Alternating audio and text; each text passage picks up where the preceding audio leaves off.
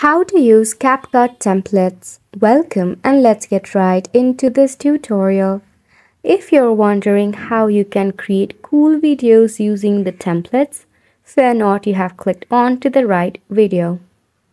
For this, all you need is a CapCut application installed and updated in your mobile device. At the bottom, navigate to the template option. In here, you'll find various of templates that will suit your aesthetic and the cinematography vision of the video.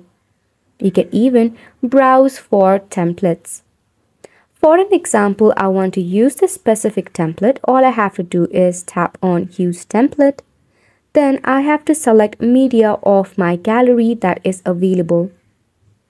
Depending upon the template, you may have to select videos and photos. After which, the template itself will create you a very own brand new video. If you want to switch up the audio of the template, just tap on the audio icon. From here, you can select on the in-app music as well, or you can add the music from your own device as well. And it's a wrap for the video as well. Thank you so much for tuning in.